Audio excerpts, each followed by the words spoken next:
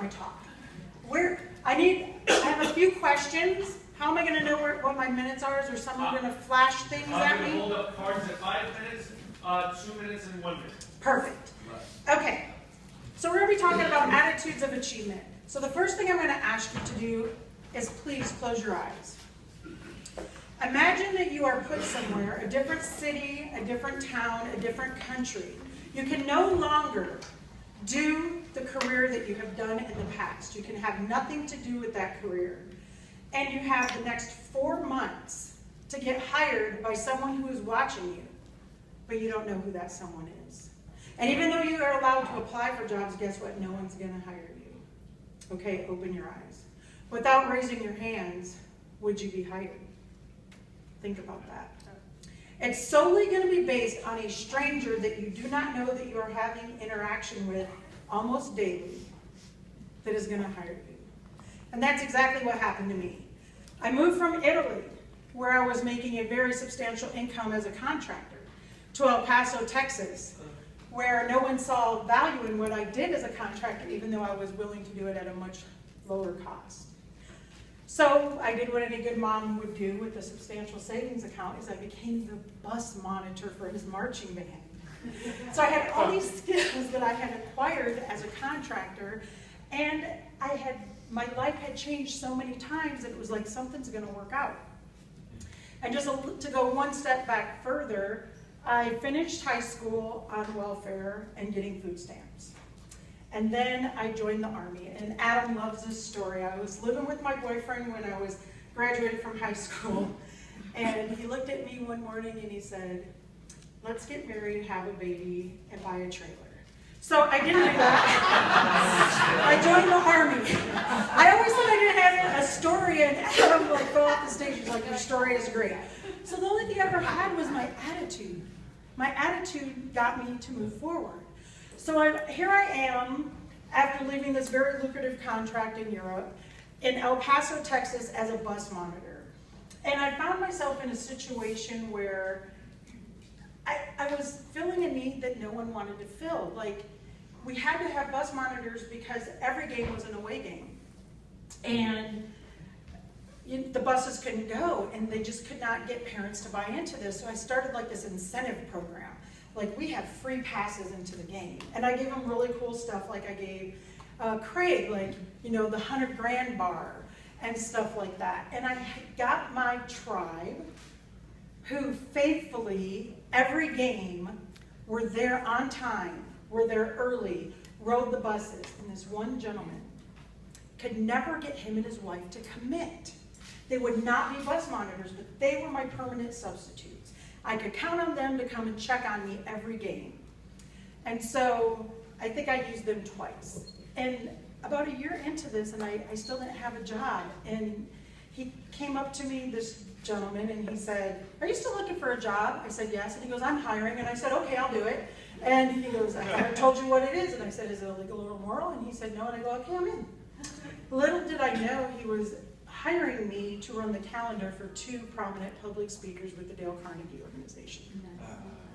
I would venture to say that I'm the only one who has ever been hired by Dale Carnegie who didn't know who the freak Dale Carnegie was.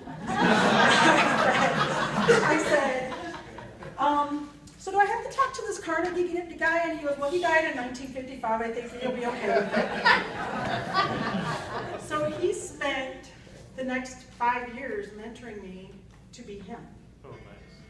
I started out as his secretary. I started out making cold calls in a town where I could not pronounce the people's names. They would spend a half hour teaching me how to say the name. I would spend 2 minutes making the phone call.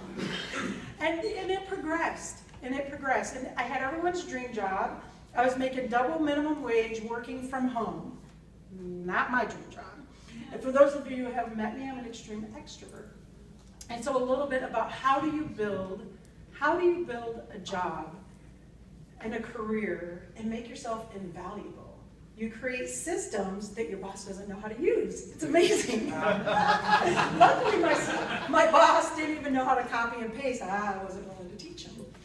And so I said, okay, I have to get out of the house a little bit more. And so they started taking me to coffee and lunch. I'm like, not with you guys. So they belong to all these organizations, so that's when I learned how to network. And then pretty soon everyone was asking for me to be the speaker, and I said, I'm not a speaker. And so we'll excel to today. And this is what I want to talk about. And I had a conversation with a few people that either have had to sign a no contest clause or didn't enter into a contract because of a no contest clause. These men are so remarkable, and I wish everyone had an attitude like them. They helped me with my business plan. They helped me make sure that I had all my ducks in a row. They speak at my events. I still can use them as passive income if I need to. They have the attitude of gratitude and generosity. Just like Larry spoke, servant leadership. These are two individuals that taught me, not that I didn't already know it, but like put the nail in the coffin on integrity. Anything that they say that they're gonna do, they do. You need to have that reputation. Nothing is worse than someone who says that they're gonna do something and they don't do it. And that is part of your attitude. And you should wake up every day like just happy to be alive and happy to be there, and with generosity. With generosity.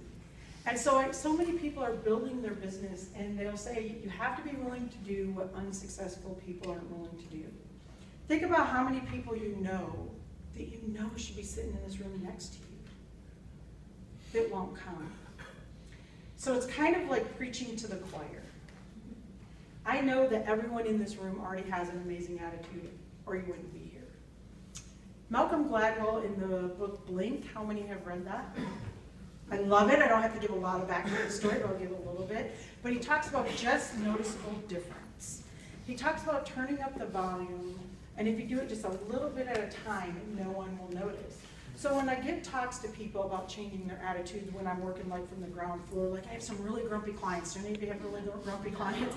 I go, you can't come in tomorrow and be Mr. Sunshine because you're going to scare the pants off everybody, right? But if you just turn the dial just a little bit, and I think that everybody has that little bit to dial up. So how many of you know of Walt Disney? How many of you have given to his empire? Walt Disney explains that there's three types of people. The first, and I'll have to talk fast because I'm sure, oh yeah, I got 2 minutes. Okay, so we're going to go really fast. So the first type is the well poisoner, W-E-L-L, well poisoner, the ones who put the poison in the well and they just kill off everybody because they're so negative and cynical, and you know when you walk into a meeting, you don't want to sit next to them. Like you will wait till they sit down, or you will spread your stuff out so far so that they cannot be by you. That's the first person. We don't want to be that person. The second one is the lawnmower. This person does an amazing job. Amazing, but they stay in their lane, lawnmower, like they're mowing the lawn, they're going back and forth, and their lawn is beautiful, but you can't play on their lawn. It's really just for you to look at, and they don't want your help, and they don't need your help, and they're not team players. And the third one that he explains, and the one that I hope to be every day, is the life enricher. And that's the person that when you don't see their car in the parking lot, you're texting or calling them. And when you have a seat, you're saving it because you want them to sit by you. And that's what we should all strive to be, is the life enricher. When we walk into the room, people's face should light up and they should be happy that you're there. Think about the people that make you feel that way. And if you can turn your dial, just noticeable difference, a little bit every day, you will be the attitude of achievement. It will fall from the sky for you in a way that you don't even know how to turn the faucet off. And I see it happen so much. And if we could all just get a system in place to catch those rain bucket drops that are going to come down, we'll be better. Encourage people to be in masterminds. Be the light that lights the world. If you ever think about a match can either burn down a forest or it can light the candles. Be the match that lights the candle. Have an attitude of gratitude, serve others, and remember someday your attitude may be the only way you ever get a job. Craig, back to you.